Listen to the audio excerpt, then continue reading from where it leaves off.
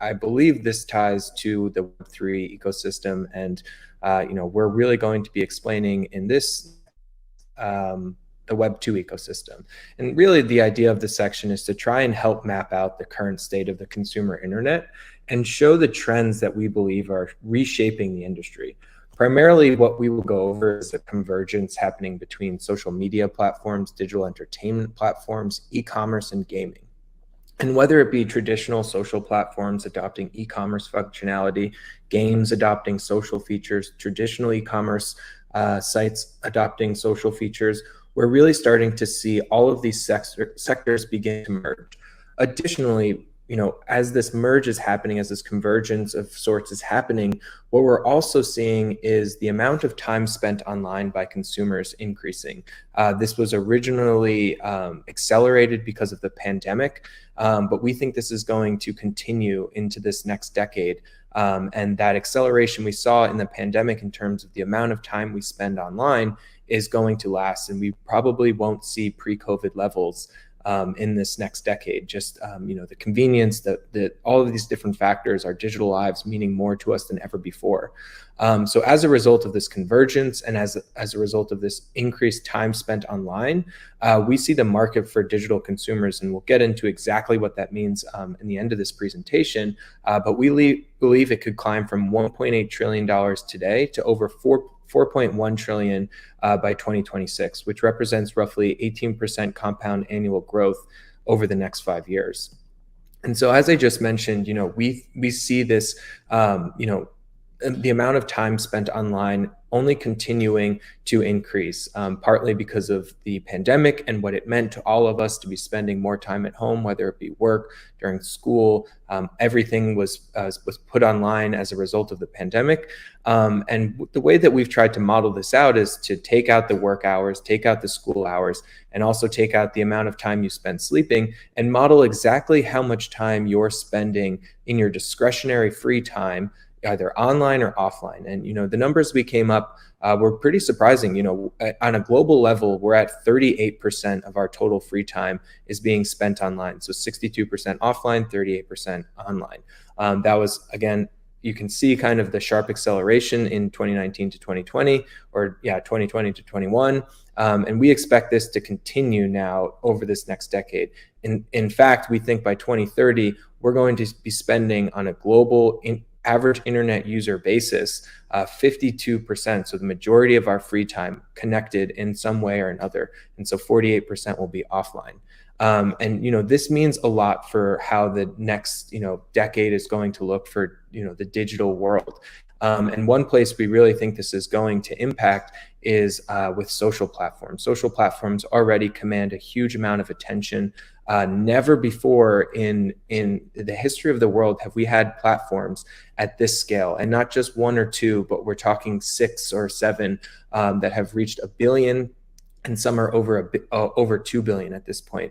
And what this means is that as a consumer, creator, business, you're instantly connected with billions of other internet users around the globe. So you can launch a business and reach a global audience overnight. You can find friends. There's so much you can now do on these platforms where they used to be single purpose. We're now starting to see, and they're starting to build that multi-purpose functionality. But before we get into some of that multi-purpose functionality of these platforms, let's first start on where they make the majority of their revenue today, and that's through indirect advertising dollars.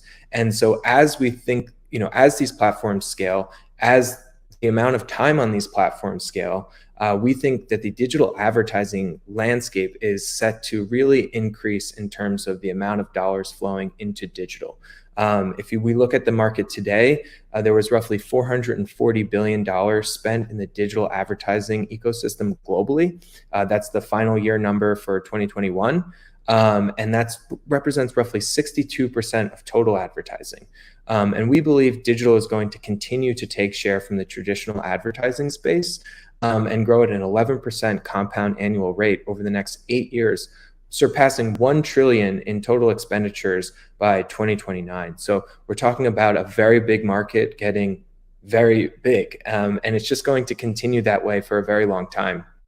as you know, the efficiencies of digital advertising greatly outweigh that of traditional. You know, being able to reach these billions of users on platforms with precise targeting is going to be extremely important for advertisers as they fight for our attention and as these platforms fight for our attention.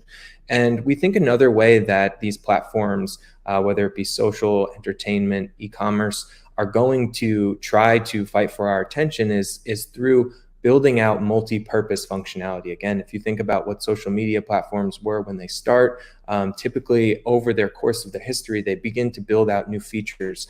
And one feature we're starting to see come on right now in this past few years is this idea around social commerce. So layering on e-commerce functionality onto some of the world's largest social media platforms, or vice versa, layering on social functionality onto traditional e-commerce platforms.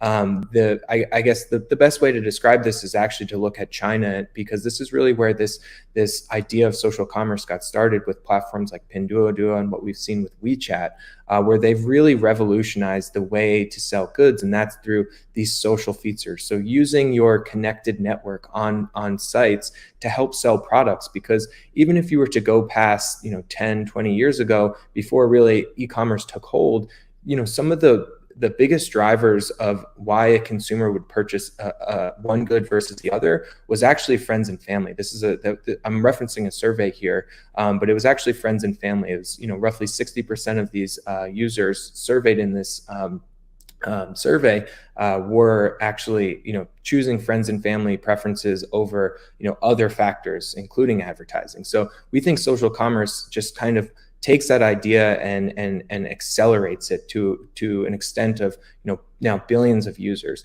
Not only that, but social platforms are the platforms where we're spending a large majority of our time when we're connected to the internet. And we think, what better way to continue to spend more time there than, as you browse, as you're targeted with an advertisement, to just natively shop on that app. So we're talking about compressing the advertising funnel to a certain extent, which is, again, a very powerful idea in and of itself, being able to have, a clickable ad that you then have your wallet already connected, and it already has all of your information. We see this on traditional e-commerce sites, but now we think we're going to start seeing this on social platforms as well. Instagram is a great example, rolling out a dedicated shopping tab. TikTok is working on this as well. Pinterest, Snap, all of the big names in this space are working on some sort of e-commerce functionality. And in part, it's because users are asking for it, but also because they're looking to diversify their revenue away from this indirect monetization and looking for ways to directly monetize that user base. So, we think that this is going to be a very big market over time. It's going to grow, in our estimates, roughly 41% over the next few years. And it's going to climb up from a percentage of roughly 9.5% this year in terms of total e-commerce and traditional spend to roughly 22% by 2026. And just lastly, before we get into the market opportunity slide, I want to just share this last slide just on games, and games becoming this new social platform.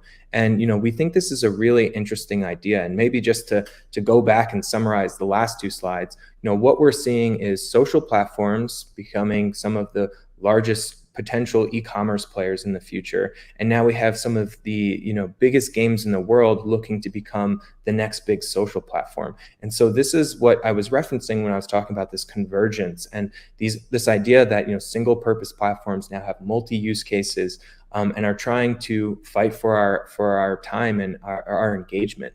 And we're pointing here to Fortnite because it arguably is the poster child of this socialized game trend that we've seen play out over the last 5 years, where we're not just focused on pure gameplay anymore. And that's always been the case. Games have always been very social in nature, but we've never seen publishers of this scale build out functionality like what we've seen with Fortnite and some other game platforms as well. Roblox and Garena Free Fire, two other games that are really starting to build and capitalize on this idea around social gaming. So you can see in this chart, we're pointing to the Marshmallow concert, which attracted over 10 million people to it. Travis Scott as well. So this is a game publisher now hosting virtual concerts, selling virtual goods. They've released they have one Fortnite Island to battle and play with friends. They have another one just to interact with all of the different events and virtual environments that they've built out. So just a social place. And we think this is going to vastly accelerate the idea that games are going to morph into virtual worlds and will be these kind of host destinations, which will ultimately converge into this idea around the metaverse. But also it's going to accelerate the amount of money spent in the system. So we think the game market was roughly at 200 billion this year, and we think it could grow to more than 400 billion by 2026.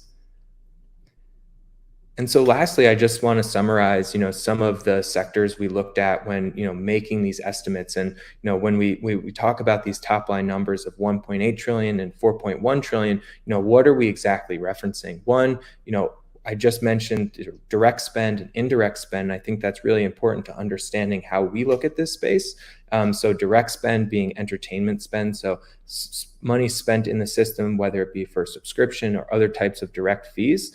And then platform e-commerce fees. So looking at that total GMV number, which was shown in the social commerce slide, but then breaking it out to what are the platforms actually extracting as a fee for their service of facilitating the sale of goods.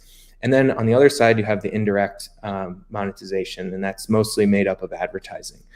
So when we tally all of this together, that's how we get to our top line numbers.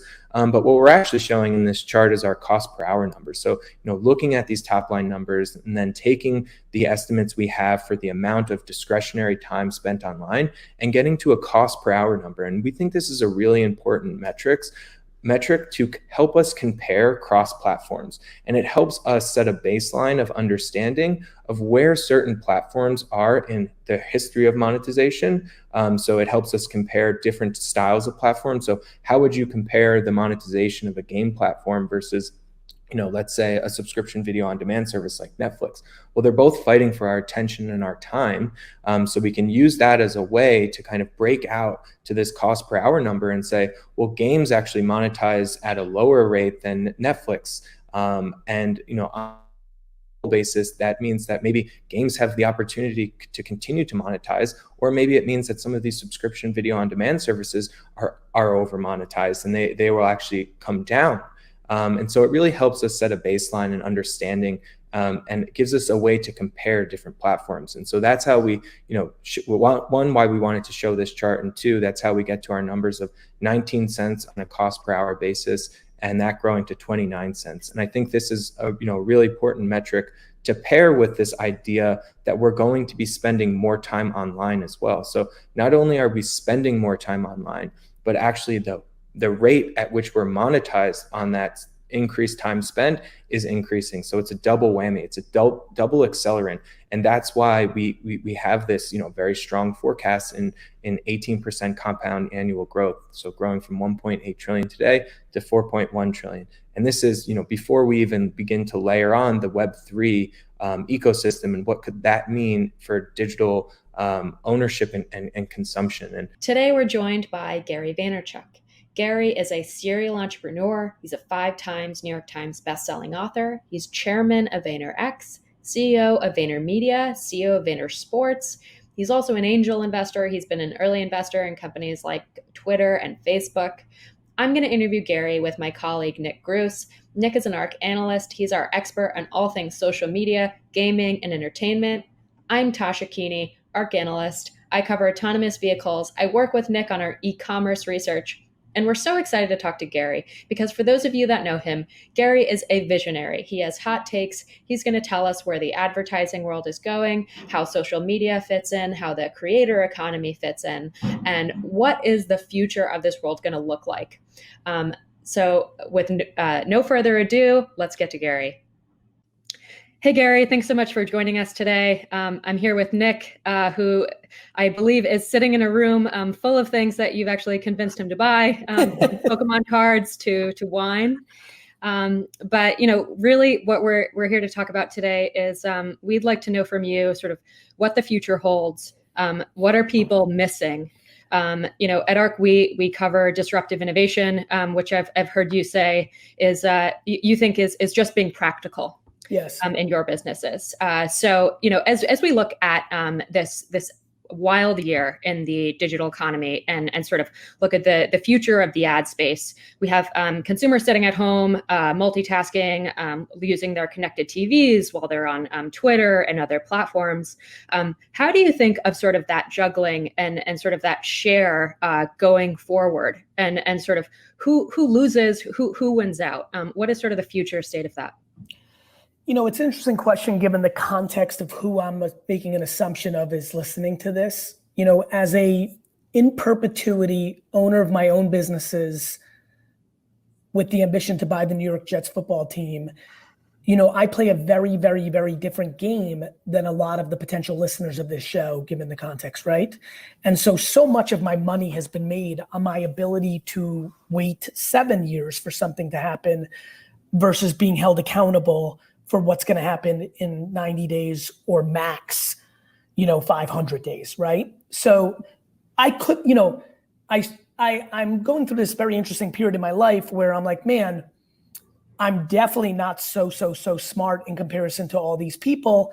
I just have the luxury of knowing how to stay alive to take advantage of it when it happens. I don't think there's a single person listening right now that is confused that OTT and streaming is 100% doing to cable and network what cable and internet did to network, what cable did to network, what network did to radio. This is like, every single person in your and my organization and listening to this right now would probably bet the whole farm, their kids' health on a decade from today. Things look a lot more like Disney Plus and Netflix and Hulu than they look like ABC or CBS or CNN. And so I think the winners are the ones that are in a financial stable position to be able to invest in streaming and take all that advertising dollars that are inevitably going to come behind it.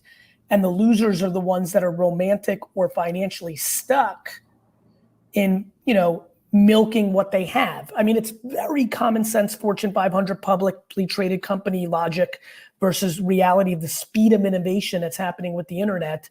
Meaning, if you're the CEO of Procter & Gamble and or of a large media conglomerate, out there, Epic, or something of that nature, where you're not going to be in this seat in 9 months or 18 months because you've decided for your family and yourself, and you're striking all your stock options within 24 or 36 months after that day.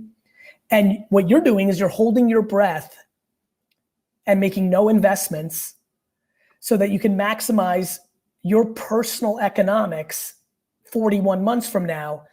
But if you own the family business of Viacom, you'd never do that because the consumer has told you what's already happening. So I think the winners are the ones who can or are empowered by being historically correct. Look at themselves as, I'm going to be in this position for 6 years, so let me do this now. Ones that feel that they know how to manage the street to take the punch in the gut on the upfront capital they're going to have to deploy. Quibi's going to scare the shit out of people, right? Just because you have the macro strategy of streaming is real. That's like me telling everybody who's listening to become an NBA basketball player because it's going to be $1 billion contract in the future. You have to be good enough to be an NBA basketball player. So it's not just deciding to do Peacock. How well is NBC going to execute Peacock? It's not just saying that the fragmentation of OTT is upon us and the IP within it. Like tomorrow, the Kardashian family can start K and probably do quite well, but they'll have to execute as well as Kylie's beauty brand, not as well as a million other things we've seen fail, even though the ingredients are there. They didn't have the cook to cook it. Yeah. So Gary, there seems to be, two winners in this past year. You have the streaming, the OTT video, but then also you have social media companies, and they've really come on in terms of digital ad spend. So when you look at smaller companies, they're going to obviously be, more aligned with social media. It's just cheaper. You're not going to have a small company being able to go to these streaming services and advertise. So where do you? You know what's funny though, Nick? Like, that's actually what excites me the most, brother. If OTT is biddable, you're gonna find small businesses running commercials on Friends. That's a good point. Yeah. Right. And like to me, like, the great luxury of my career at being 44, being young, is I've already had real significant chapters in very small SMB family liquor store business that I grew quite a bit. A very big chapter in Silicon Valley where I did a lot of smart investing. And then now really deep in Fortune 500 consumer land and B2B land.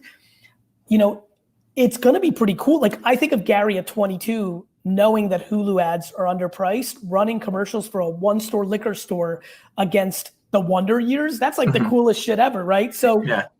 But to your point, I think what you're gonna see is, look, I couldn't be more uncomfortably bullish on OTT and social over network and traditional. I think the delta is extreme. I think common sense is the great missing anecdote of the business world. Yeah. And I think reporting and short-term financial arbitrage is why, and I see it everywhere. But yeah, I think those two platforms are going to continue to be huge winners. And I would tell you that this year, them winning is not an enigma because of the political year or because of COVID. This is the preview, not the anomaly. Right. And so if you look at one of these small businesses that want to spend on streaming, OTT, or social, where are you directing those dollars today? Where's the best bang for your buck in terms of platform spend? If you're a tiny business, it's LinkedIn and TikTok because they are organic reach too. So organic is something we don't talk a lot about, but it's absolutely the place where everybody fails. Fortune 50 companies deciding social media stinks because they're running an organic playbook on platforms that don't have organic reach and they haven't even tested media properly, or they spend media on it like they're running television.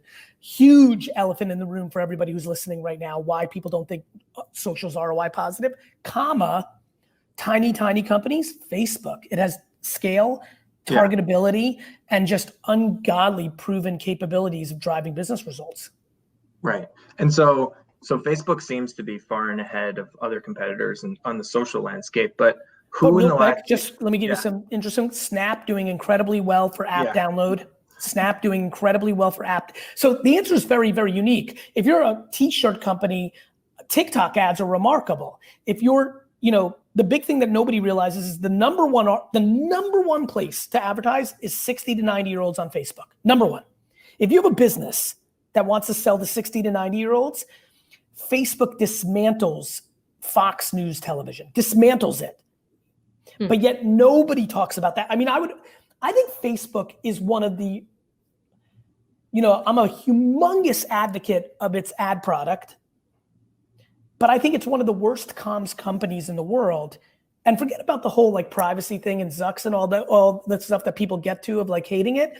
I'm going super narrow. It has the killer product in the world if you're trying to sell to 55 to 90-year-olds, and every media planner in America buys television because they're incentivized to, because Facebook's harder to spend money on, meaning you need skills, you have to do fragmentation, you need a lot of creative iteration. But Facebook's a monster if you're selling retirement homes, caskets, products that sell to 55 to 90-year-olds. Obviously TikTok is a monster if you're selling to 15 to 25.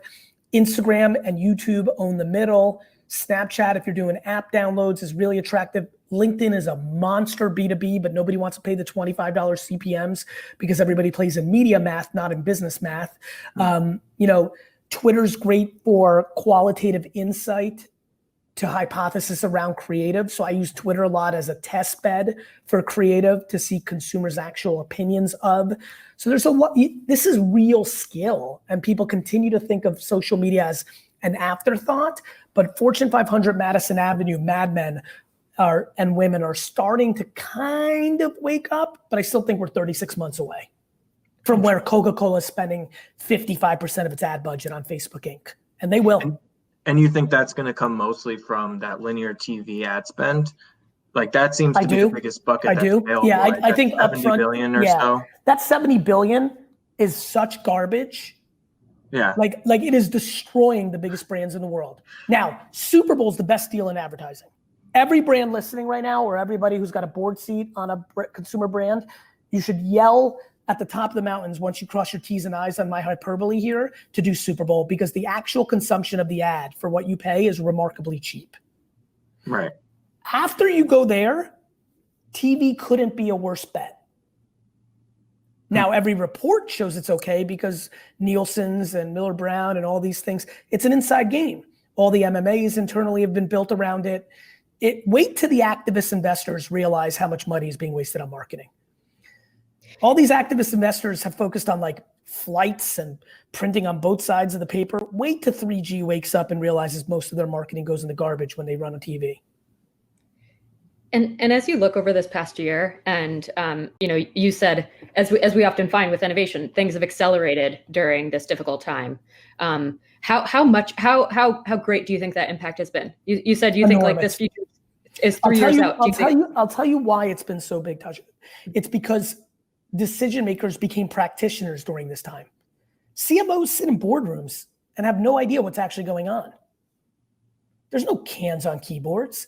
People don't actually know, right? And agencies are all mainly owned by holding companies who are publicly traded, who are going to keep pushing television propaganda into their clients because they make more margin selling TV than they do on Facebook. They're not incentivized. Omnicom's interests aren't aligned with Ford's. By the way, on the record, I have no idea if that holding company works with that brand, but so the thing that I've noticed in these 9 months is getting a lot of emails and LinkedIn messages from leaders with things that basically said, I used to think you were a snake oil salesman, but now that I've had time to actually look, holy crap, how can I get more educated on this? Or hey, can we talk? So I think more than anything, it's not even consumer behavior acceleration. It's actually decision makers' education of that I think has serendipitously happened during this era. Do you think this change is permanent? Yes. Yeah. If we're talking about what we're talking about, which I think in the is digital, macro business, how do we make things, how does the ecosystem work with media, brands, opportunities? Yeah, I think it's permanent because I think the thing that has always worked for me is never betting against the reality of the human being. Like nobody's going back. Yeah. There is no time machines. Like we're not going to read print at scale. Only hipsters out of ironic behavior will. 2029 queens might read the newspaper as a niche-y, funny thing because they're anti-establishment. There will be a wave of and we've seen it already, of anti-digital propaganda. So you will see some interesting sub-behaviors occur, but the sheer scale of actual consumption on these 15 platforms, YouTube, Facebook, Snapchat, Spotify on audio, things of that nature, the cat's out of the bag. I'm flabbergasted, other than being educated, and this is where Wall Street sometimes gets caught, other than the fact that I'm educated because I'm in it every day, had I not known that it was in agencies' vested interest to not allow the advancement of these products, which are much more complicated to run planning, execution, creative media. Had I not been educated on this, I wouldn't be able to understand why Coca-Cola and BMW and Procter and Unilever do what they're doing. I wouldn't understand. Nothing in my brain would be able to put the pieces together. Because I do know, I understand that it's not in Mindshare, the agency that does media for Unilever's interest to do a contemporary execution. Now I'm like, oh, I understand. And that is the great detriment of the iconic brands in the world, which is why you're seeing so much growth on the ankle biter brands on DTC, because they're picking up market share at scale on the back of overvaluations, because there's so much money being printed. And yes, their economics aren't true, but the problem is the Unilevers, the Proctors, they go out and M&A these brands and pay enormous amounts of money. Often that organ can't fit the body and it becomes a failed M&A instead of just doing what they should be doing, which is completely changing their media and creative strategies. Gary, I want to talk a bit about the other side of this, and that's the content and the content creation. You have all of this money flowing into the ecosystems, and there are millions of people signing up to be content creators. You talk to someone who's younger, they're saying, I want to be a YouTube content creator. How sustainable is that market? How big can it grow? It follows a power law distribution. You have 10% of the people making 90% of the great content quality. So how big is that market going to be? As long as the internet is the foundational infrastructure of our society, and as long as it doesn't get over-regulated, the answer is in perpetuity until it takes all the money out of the ivory towers. Yeah. Is TikTok, the TikTok really opened my eyes this year in terms of democratizing content creation. And I think of that as a really powerful shift in the market. Is it allowing, is it breaking down barriers for people to create great content? Of course. It started with Instagram and Snapchat. You started to see subtle training wheels be put on content. I would argue in a lot of ways it started with MySpace, which is true, but think about this, Twitter. Twitter comes along and creates a restriction because of SMS protocol and creates a 140 character game, which inherently creates a filter. So it really worked for a guy like me that is very hot take driven and very kind of like good at that thing. And that's why I grew. And other people who were more long-winded really didn't even come onto the platform for a long time because they felt so suppressed by that restriction. Then you had Instagram that made everybody a better photographer. Literally a filter that literally just one little thing, photos, filters, and it exploded because it was training wheels to become a better creator. Then Snapchat came along, stickers, AR, right? Made people, to your answer, better content creators. TikTok infuses music, which inherently makes everybody much better.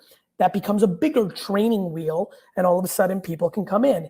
So you've seen the last half decade even actually, become a game where, unlike Facebook, which was the dominant player, and even to some degree Twitter, even though that had that restriction, the platforms that have gone on to become the next big player have given people a tool to create. And I think this will eventually lead to things that look like, what would Adobe look like if Adobe got very light and was the front end of a social network?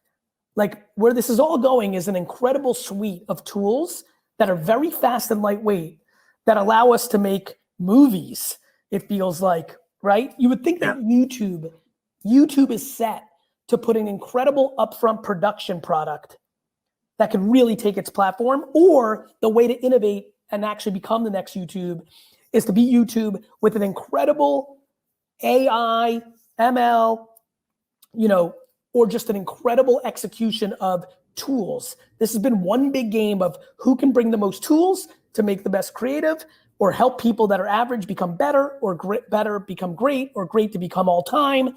Boom, boom, boom. That's what's happened for the last 10 years. Yeah, TikTok does seem to get a lot of roots from YouTube. It was just built for mobile, right? YouTube is built, or was built for desktop. And this is what we've seen. YouTube has done an incredibly bad job of innovating.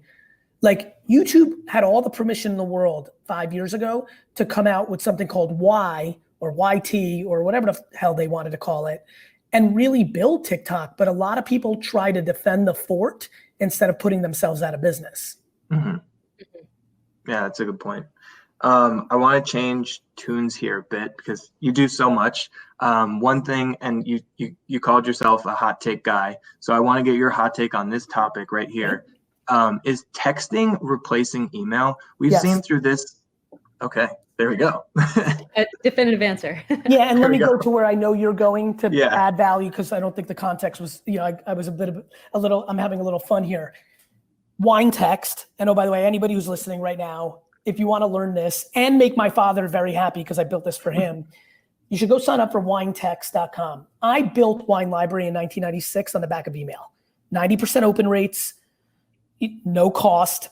Texting does cost, but texting commerce, and I think what I did with WineText is really fascinating because I eliminated friction in a way that is so remarkable.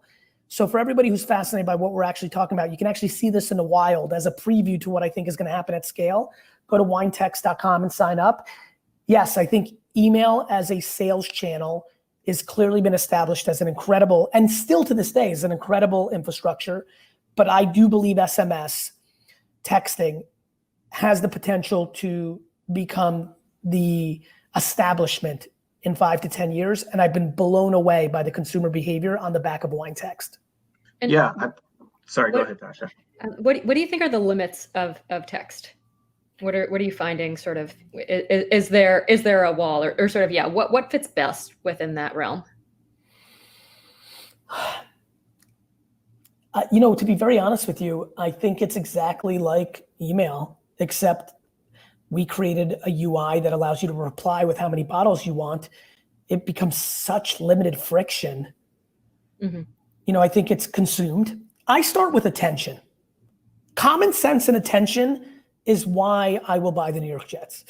I start with the fact that we live in our text SMS, and then what I've done well in my 20 years is then once I understand where the attention is, I've always been thoughtful enough to bring value to the consumer versus value to me. Where everybody loses is their content is selfish instead of selfless, or at least strategic, where you're bringing value and then you're asking for something in return. I think where you'll lose if you have a big SMS strategy is you're going to spam people and they're going to unsubscribe. Where you win is when you bring inherent value. And I think, not only with WineText are we bringing $80 wines for $35, which follows a Groupon model that works, and because we have the infrastructure to be able to deliver on that promise, and it's only 365 wines a year in a world where we buy tens of thousands, so you're going to get 365 ridiculous deals. Mm-hmm. We're also very focused on educating people. We have very clear quant that shows that if we only serve these 7 wines, we would maximize our margin. But because I want it to be a learning tool and expanding people's palates, I'm taking less dollars up front by getting people to explore Gewürztraminer and dessert wines and champagnes. But what that's actually doing is making it a service that's educating, not just selling, which LTV wise will play out. So within even the e-commerce space, you think the limitations, or there really are no limitations for text, or are there certain types of goods that will sell better inherently? Wine is the perfect example, right? Well, to your point, if you have a clothing item, you might have some more syntax issues where you got to talk about size and this. And there's going to be clearly, if you're selling the unit as is and there's no alterations, everything will do well. A fork, a hat, sneakers. If you just reply with, if there's a cadence of size, I think the prize is going to be so lucrative that people will innovate to eliminate the limitations. Yeah. And what about platforms like Slack? Do you see them coming into play? Like, what's next after text? Well, whether it's Slack or WhatsApp or Messenger or other thing, China's advantage of being a communist country, which gave those companies the ability to hold off their competition, be vertically integrated, and play politics and good innovation, and just scale that is unheard. I'm so fascinated by people that don't have context on the Chinese market, whether it's live streaming or how much an influencer could sell. When I say things to people like, an influencer sold $60 million worth of this one product on one live stream, an American business person's brain breaks because if they're not being global about this. So, I do think there's a ton of innovation in the American market. Let me rephrase. Outside of the Chinese market around live, I think there's a ton on that. But it's all the same game. Whether you're YouTube or Spotify or Facebook, I believe all three of those companies are in the same business. Yeah. They need to show me that they can vertically integrate with retail. I'm shocked that nobody's bought Target yet. Like I'm convinced that Facebook or TikTok or that somebody in content buys Target. I think Walmart going to the TikTok route makes a ton of sense. It's what Amazon has over everybody. I'm stunned by the big tech companies' lack of understanding that retail is a component of the stack. And so I think Target's a huge target for M&A activity from a Facebook or an Apple or a Spotify, because I think retail is an actual part of the macro stack of the biggest companies in the world. And I think you can see that with Amazon's leverage. You can see that, with content. Amazon Prime is a leverage point against, the video product against selling on its site. Walmart's going to need to replicate that. Facebook's going to find itself. Facebook is incredible in M&A around its core strength of attention, but I think they have to integrate hardware and retail to be a full stack monster. And so I'm waiting for the companies in America to wake up to that full stack. And we've seen it with Amazon's seen it the most. Prime, Whole Foods, these are not by accidents. And I think Bezos continues to outmaneuver his competition. So how big do you think that opportunity is? We've kind of coined it as social commerce. I think that's what you're touching on here. This idea that you see where I'm going? I know where you're going with social commerce, live, shopping cart. It's huge. I think it extends beyond that. Think about it. If Facebook owns Target tomorrow and you're in feed and you could buy something, but you could pick it up at the register if you want, or all those locations, the answer is, I think I'm already in my mind on social commerce 3.0, which is the macro infrastructure. Facebook needs to own the TV, the hardware to be able to, see a commercial, purchase it, and have Target deliver it. Because Amazon's there. Amazon's missing one thing, a social platform. So then who in your mind is winning social commerce 1.0 or 2.0, wherever you're at, wherever we're at today? The human beings that are arbitraging the platforms. So the Shopify drop the human shippers. Beings. Exactly. The humans, not the platforms. The platforms are fragmented. Somebody's going to M&A their way. Somebody's going to pull off the Bob Iger moment. Bob Iger figured out that the IP was the value, and he went and overpaid for Lucas and Marvel, only to be proven to be historically true with Disney Plus. Somebody of the Amazon, Google, Facebook, Inc., Snap, Spotify, I think is a sneaky competitor to all this because they can add video and boom.